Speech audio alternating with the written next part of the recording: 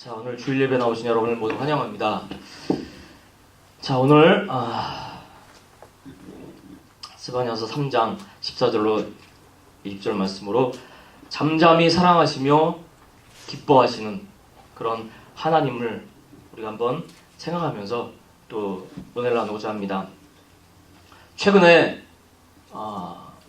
그런 메일을 좀 받았습니다. 하나님께서 내가 기억하게 하기 원하시는 10가지. 그러니까 하나님이 내가 기억하기 원하는 그런 10가지. 첫 번째는 내가 너에게 힘을 주리라. 이거를 우리가 기억해야 된다는 거죠. 그리고 두 번째는 내가 너에게 필요를 채우리라. 그리고 내가 너에게 응답하리라. 네 번째는 내가 너와 함께하리라. 그리고 다섯 번째는 내가 너를 쉬게 하리라. 여섯 번째는 내가 너를 축복하리라. 일곱 번째는 내가 너를 실족치 않게 하리라. 여덟 번째는 내가 너를 믿는다. 아홉 번째는 내가 너를 위해 있으리라. 열 번째는 내가 너를 사랑한다. 이거를 하나님이 우리를 보면서 기억하기 원하시는 그런 10가지. 바꿔 말하면 역으로 한번 생각해 보겠습니다. 하나님께서 내가 기억하지 않기를 원하시는 것 또한 10가지가 되겠죠. 내가 너에게 힘을 안 준다. 내가 너에게 필요한 것을 안 준다. 내가 너에게 대답하지 않겠다. 내가 너를 떠나겠다. 내가 너를 쉬지 않게 하겠다. 내가 너를 축복하지 않겠다. 내가 너를 실족해 버리겠다. 내가 너를 믿지 않겠다. 또 내가 너를 사랑하지 않는다. 자, 이런 하나님께서 내가 기억하지 않기를 원하시는 10가지를 우리가 생각해 보면 참 힘 빠지는 그런 말인 것 같아요. 우리가 정말 이 험한 세상 살아가면서 정말 내가 너에게 힘을 안 주겠다라는 그런 말을 들었을 때, 그리고 네가 아무리 나에게 기도해도 내가 대답하지 않겠다 그런 말을 들었을 때, 내가 너에게 축복해주지 않겠다라는 말을 들었을 때 우리는 세상 살맛이 날까요? 내가 너를 사랑하지 않는다 라고 말을 들었을 때 우리는 힘이 빠질 것 같아요. 세상 살맛이 나지 않을 것 같아요. 기가 죽을 것 같아요.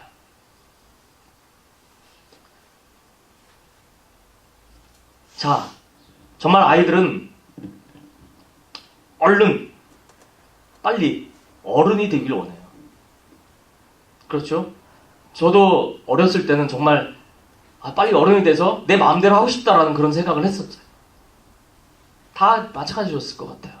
그리고 어른이 돼서 뒤돌아보면 너무 빨리 왔다. 좀 더 많은 시간이 있었으면 좋았을 텐데 라고 생각을 하게 돼요. 그리고 짝을 찾는 시기가 되면 또 자신의 짝을 또 기다립니다. 또 자신이 하고자 하는 그런 일들을 또 기다려요. 성취될 일을 기다립니다. 그리고 운동선수들은 영광의 자리에 오를 그날, 이제 브라질 리우 올림픽이 얼마 안 남았죠. 금메달을 목에 거는 그 순간을 기다리면서 정말 열심히 땀을 흘리고 그 고된 훈련을 하고 있는, 기다리면서 그 선수들.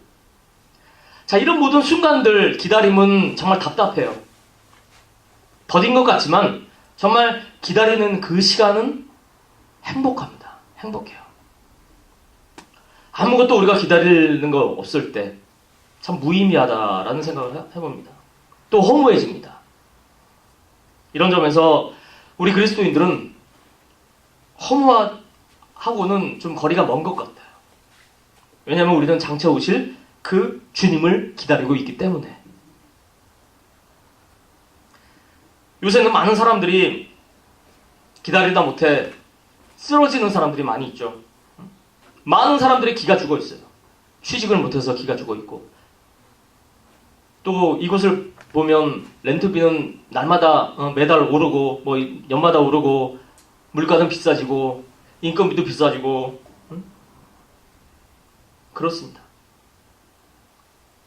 많은 분들이 건강이 안 좋아서 기가 죽고 정년퇴직에 또 기가 죽고 사업이 안 돼서 모두들 정말 기가 죽어 있는 그런 시대라고 이야기를 할 수가 있습니다. 자, 오늘 저 여러분이 읽은 이 말씀,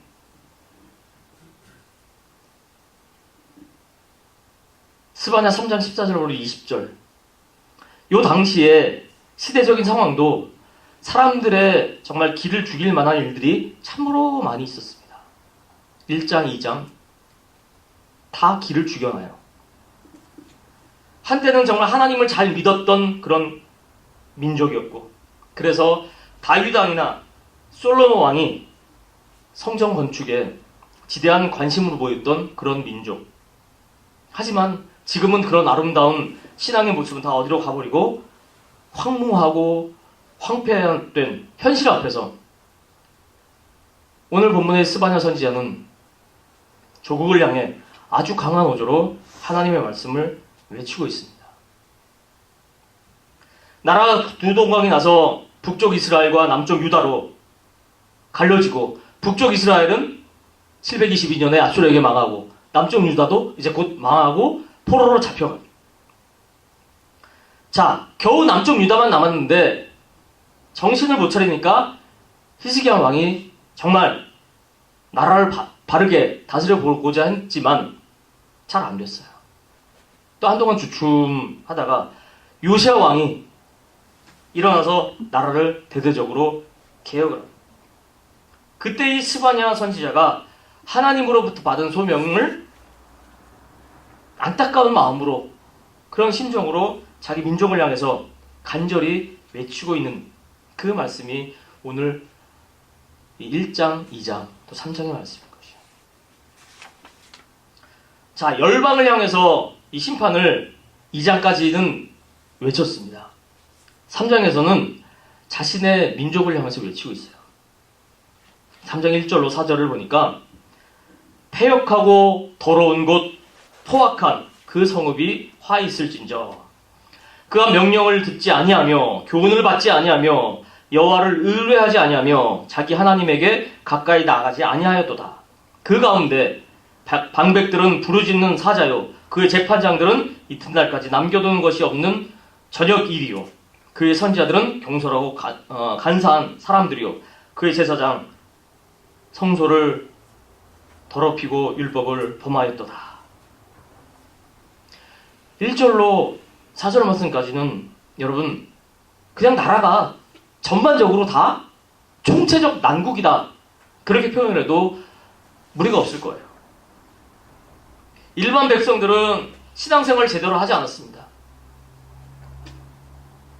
자기 멋대로 살았습니다. 하나님을 믿지도 않았습니다. 하나님을 알긴 알되 신뢰하지 않고 바르게 믿지 않았다는 거죠.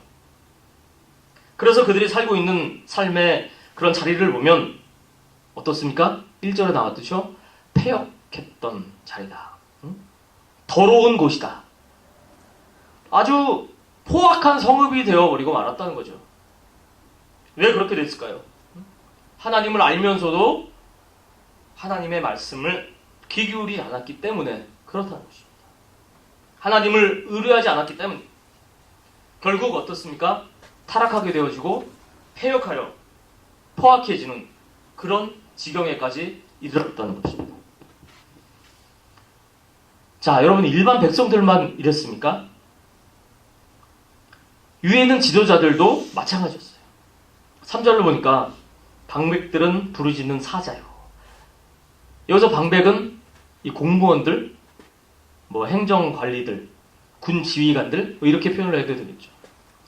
행정부와 국방부까지도 그 타락이 퍼졌다는 거죠.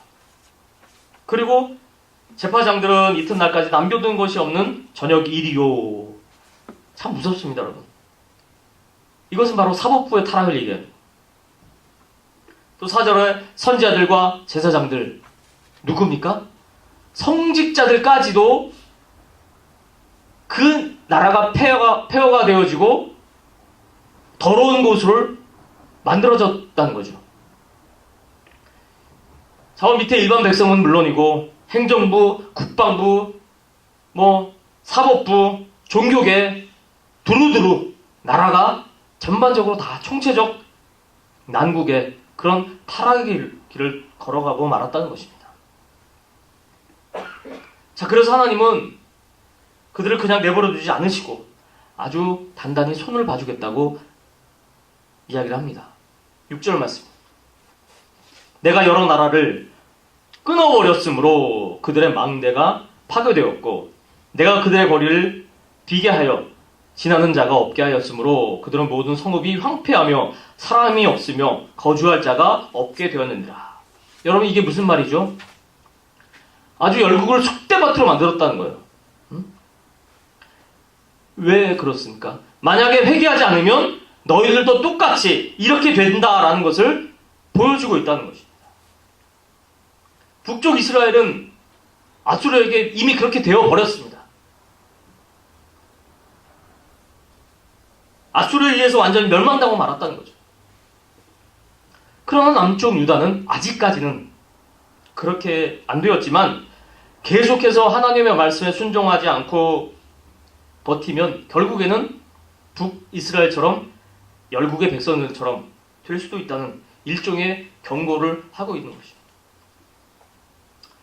자, 이런 경고를 했는데 갑자기 하나님께서 이렇게 말씀을 해주죠. 오늘 본문 14절입니다. 이 분위기가 확 바뀌어져요. 시온에 따라 노래할지라.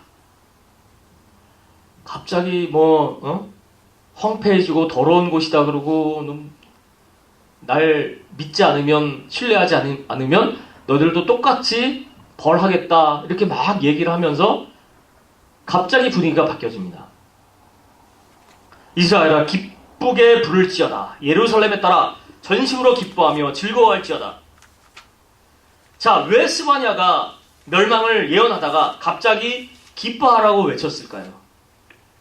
그것은 바로 13절에 나오는 남은 자 때문입니다. 남은 자.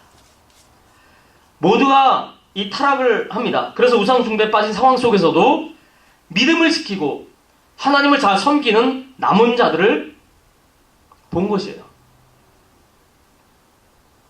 이스라엘 역사 중에서 절망적인 상황 속에서도 남은 자들이 있었기 때문에 희망을 노래했다는 것입니다.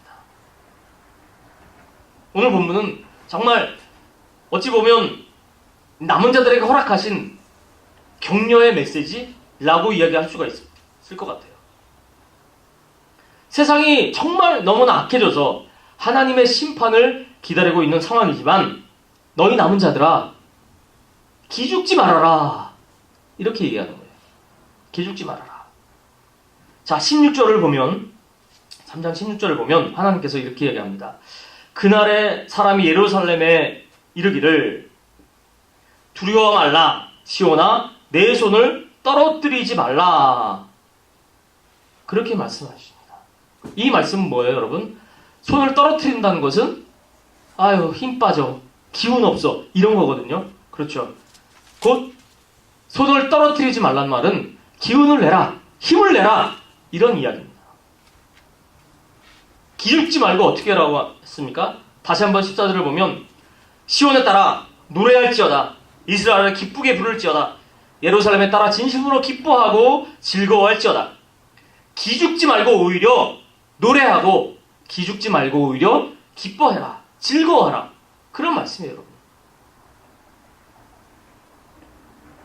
오늘 이 말씀을 통해서 우리가 만나게 되는 하나님은 바로 저와 여러분들을 회복시키시는 그런 하나님이신 줄 믿으시길 바랍니다. 오늘 이 스바냐 선지자는 이 히스기야 왕의 후손이라고 합니다. 그래서 하나님이 부르심에 순종하고 이스라엘의 그런 멸망 그리고 또 회복 이런 것들을 증거했던 선지자죠. 자, 스바냐 선지자에 대해서는 다른 기록들이 거의 없지만 요시야 왕의 그런 종교개혁이 바로 이 스바냐 선지자의 영향을 많이 받은 것으로 보여지고 있어요. 이스라엘 멸망, 회복, 그리고 장차 바벨론의 침략을 받아서 멸망하게 되지만 하나님께서 다시 이스라엘을 회복시켜 주신다는 그런 말씀. 자, 이스라엘 민족들을 우리가 역사를 보면 우리가 알 수 있는 것이 있는데, 정말 이 민족이 하나님을 잘 섬기고 우상을 멀리 했을 때는 하나님께서 그들에게 복을 주시고 평안함을 줘요. 그러나 영적으로, 도덕적으로 타락했을 때는 반드시 아수르나 바벨론 같은 나라들을 들어서 징계하셨던 모습을 볼 수가 있습니다.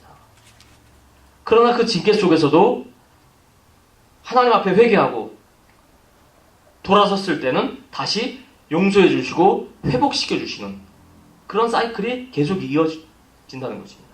이스라엘의 역사, 바로 죄로 인한 하나님의 징계, 또 그 하나님의 징계로 인한 이스라엘 백성들의 회개, 그리고 용서와 사랑을 통한 회복. 이것이 도돌이표처럼 돌고 돌고 도는 그런 역사죠.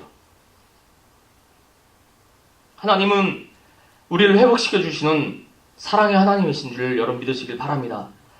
회복이라는 말, 여러분 하쉬브라고 말을 하는데 본래는 목적을 이루기 위해서 잘못된 자리에서 다시 돌이키시는 하나님의 그런 주권을 가리키는 말이에요.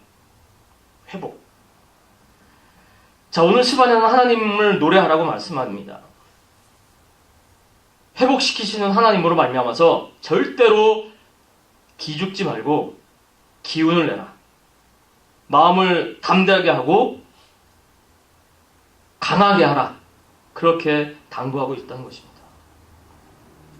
우리를 하나님의 자녀로 회복시켜 주신 하나님의 은혜에 감사하면서 우리가 정말 항상 하나님이 주신 삶, 이 세상을 자신 있게 살아가는 저 여러분들 되어야 될 줄 믿습니다. 어떤 장군이 군대에서 정말 열심히 싸워서 많은 그 나라를 물리친 장군이 있었습니다. 자, 그 장군에게는 딸이 하나 있었어요. 정말 귀여운 딸이었어요. 근데 딸이 밖에 나가서 울다가 어떤 낯선 사람으로부터 선물을 하나 받아들고 집으로 돌아왔어요.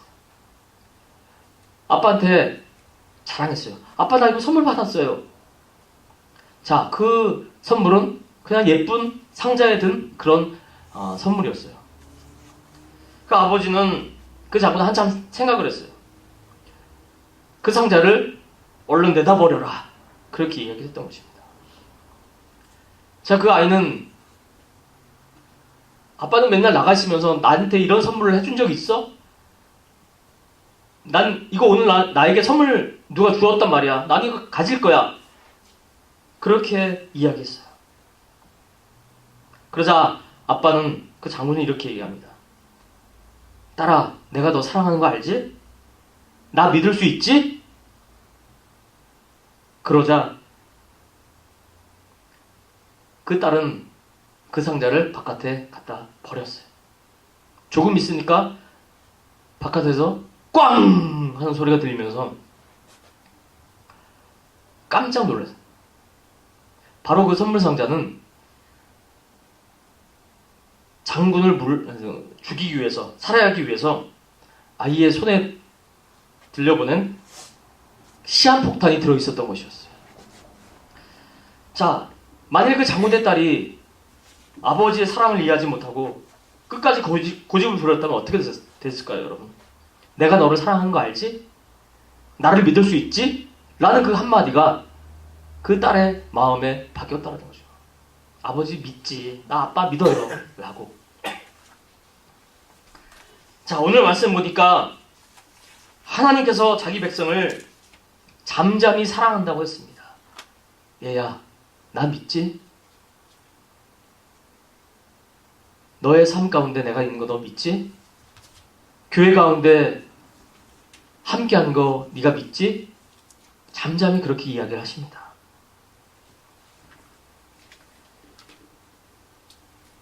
기쁘게 노래를 불러라. 시온에 따라 노래할지어다. 이스라엘에 기쁘게 부를지어다. 예루살렘에 따라 전심으로 즐거워할지어다. 자, 이런 이름들, 시온의 딸, 예루살렘의 딸, 구원받은 그런 백성들을 이야기하고 있는 것입니다. 특히 이 시온의 딸은 그 이스라엘 예루살렘 거민을 이야기하고 있는 애칭이에요. 이들에게 정말 기쁘게 노래하라고 이야기합니다. 요청합니다. 왜냐하면 그들이 하나님의 은혜와 사랑으로 구원받은 그런 구원의 백성들이 되었기 때문에. 자, 이 말은 뭡니까? 우리에게도 마찬가지예요. 우리도 하나님의 은혜와 하나님의 사랑으로 구원받은 우리 어떻게 해야 됩니까? 기쁘게 하나님을 찬양하고 기쁘게 정말 하나님을 바라보는, 즐거워야 되는 그런 삶의 자리에 있어야 된다는 것입니다. 노래할지어다. 기쁘게 부를지어다. 전심으로 기뻐하며 즐거워할지어다. 구원의 감격에 대해서 기뻐하라는 것입니다. 구원의 감격. 나를 그 구원의 불에서 건져주신 그 구원의 감격. 이거 하나면 우리는 끝이에요. 그렇죠? 이 구원. 여러분, 시범 밑에가 구원이 아니라 불이 막 모닥불이 타고 있는데 그 가운데 어떠한 조각가가 그 불 속에 있는 막 타는 그 조각에 그 한 덩어리를, 나무 한 덩어리를 건졌어요. 그 건짐, 그것이 바로 구원이죠. 저와 여러분은 그렇게 구원을 받았어요. 건짐을 받았어요. 그래서 건짐받은 그 나무로 이 조각가는 깨고 조이고 닦고 빽받칠하고 빽바로 막 갈고 니스칠하고 아름다운 그런 아름다운 인형을 만들었어요. 그것이 바로 저와 여러분의 그런 삶이 된다는 거죠. 우리 하나님은 불타는 그런 나무 가운데서 저와 여러분을 건져서 삶 가운데 여러 가지 환난과 고난과 역경을 당하게 하시고 그냥 하나님의 놀라운 은혜 가운데 쳐낼 거 쳐내고 부드럽게 해가며 어떻게 해요? 아름다운 인형을 만들기 위해서, 아름다운 조각을 만들기 위해서 그렇게 하신다는 것입니다. 저와 여러분은 그 과정 속에 있다는 것입니다.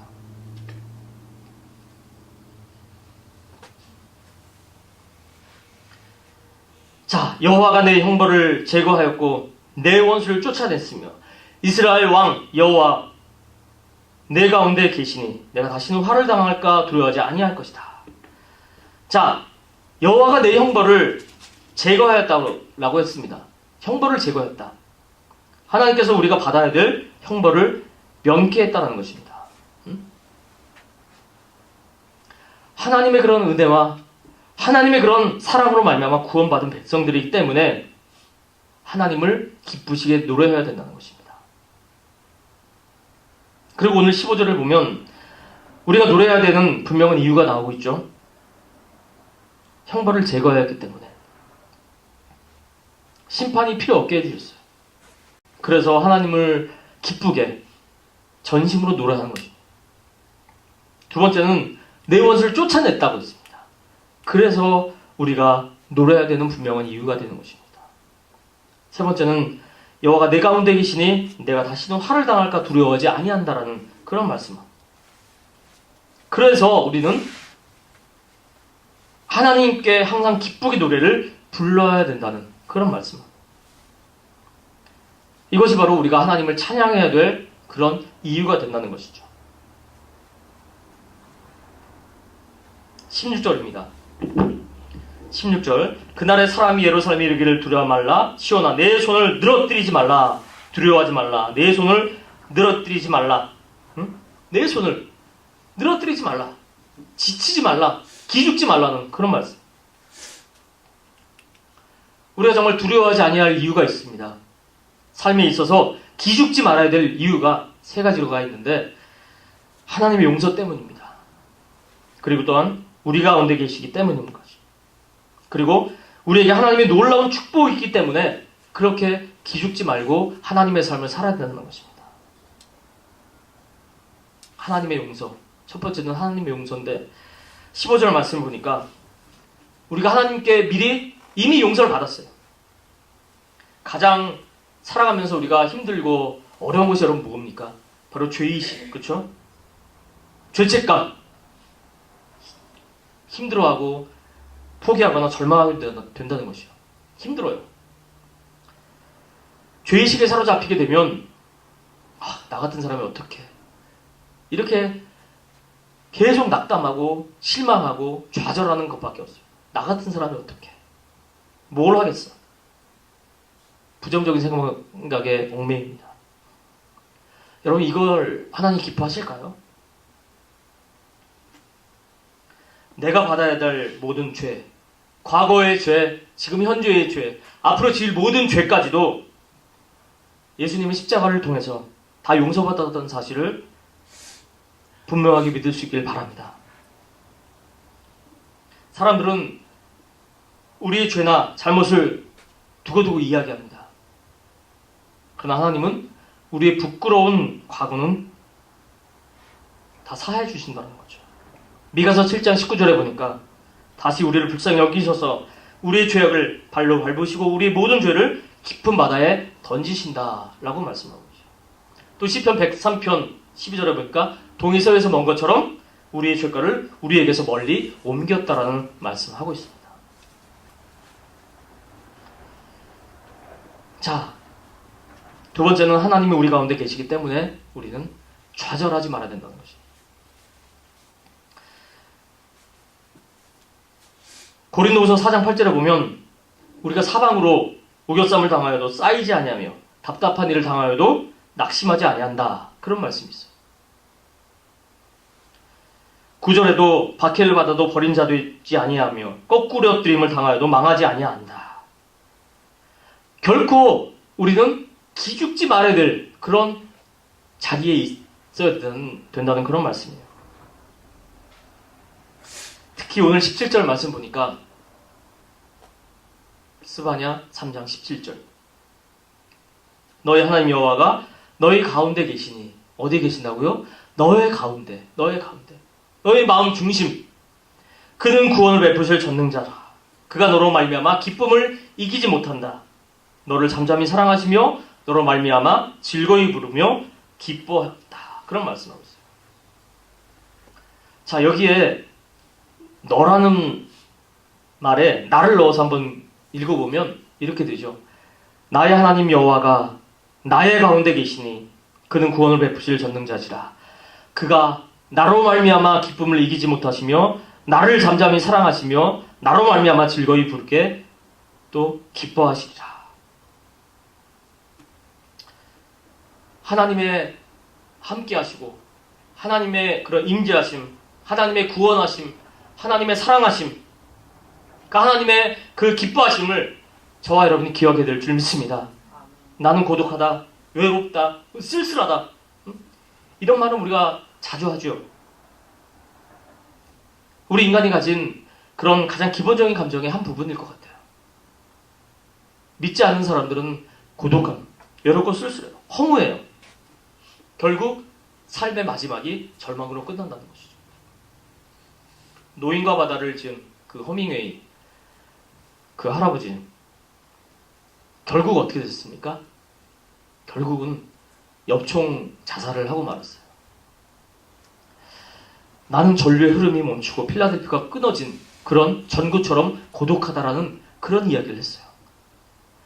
자, 이 허밍웨이는 정말 활동적인 그런 사람이었거든요. 그러나 그 마음속에는 허무하고 외롭고 고독하고 쓸쓸함을 견디지 못해서 결국에는 자기가 가지고 있는 엽총으로 자살을 하고 말았습니다. 저 여러분은 어떠한 상황에서도 절망하거나 낙심하거나 주저앉을 수 없는 그런 사람들입니다. 때로는 정말 절망할 수도 있겠죠. 그리고 낙심할 수도 있겠지만 그러나 다시 한번 힘을 얻고 용기를 가지고 일어서는 것이 바로 저와 여러분의 삶이어야 될 줄 믿습니다. 전능하신 하나님이 저와 여러분 안에 계십니다. 그분이 저 여러분 때문에 기쁨을 이기지 못하고 즐거워하신다고 말씀하고 있습니다. 우리 이름을 기뻐이 부르고 기뻐하신다는 그런 사실을 꼭 기억하시길 바랍니다. 마지막으로 기죽지 말아야 될 세 번째는 우리에게 하나님의 놀라운 축복이 있기 때문에 우리는 결코 힘을 잃거나 기죽지 말아야 된다는 사실이에요. 오늘 19절을 한번 읽어보면 그때 내가 너를 괴롭게 하는 자를 다 벌하고 저는 자를 구원하며 쫓겨난 자를 모으며 온 세상에서 수욕받는 자에게 칭찬과 명성을 얻게 하리라. 20절 읽으면 내가 그때를 너희를 이끌고 그때 너희를 모을지라. 내가 너희 목전에서 너희의 사로잡힘을 돌이킬 때 너희에게 천하 만민 가운데서 명성과 칭찬을 얻게 하리라. 나 여호와의 말이니라. 자, 여러분, 이것보다 더 큰 축복이 있을까요? 하나님은 하나님의 자녀들을 축복해 주시기 원하십니다. 비록 우리가 세상에서는 버림받고 소외당한 자처럼 살아간다고 할지라도 하나님은 그런 우리를 어떻게 하신다고요? 축복하신다는 거예요. 천하 만민 중에 칭찬과 명성을 얻게 해주신다라는 그런 말씀입니다. 19절에서도 칭찬과 명성을 얻게 한다. 20절에서도 명성과 칭찬을 얻게 한다. 하나님은 분명히 말씀하고 계십니다. 바울은 고린도후서 1장 10절에 보니까 그가 이같이 큰 사망에서 우리를 건지셨고 또 건지실 것이며 이후에도 건지시기를 그에게 바라노라. 우리는 정말 기죽지 말아야 된다는 사실이에요. 더 이상 두 손 늘어뜨리지 않는 그런 삶을 살아야 된다는 것입니다.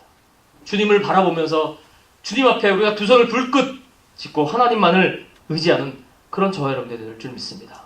여러분, 개인적인 삶 가운데 어렵고 힘드십니까? 주님을 바라봅시다. 교회 상황 여러분 어렵습니다. 힘듭니다. 마찬가지예요. 하나님만을 바라보는 그런 저와 여러분들이 될 줄 믿습니다. 오늘 이 자리에 계신 저와 여러분 모두가 하나님께 칭찬받는 믿음의 그런 성도들이 될 뿐만 아니라 하나님에도 그리고 사람에게도 명성을 얻는 복된 그런 우리가 될 줄 믿습니다. 자, 17절 말씀 다시 한번 읽겠습니다. 너희 하나님 여호와가 너희 가운데 계시니 그는 구원을 베푸실 전능자시라. 그가 너로 말미암아 기쁨을 이기지 못하시며 너를 잠잠히 사랑하시며 너로 말미암아 즐거이 부르며 기뻐하리라. 아멘. 기도하시겠습니다.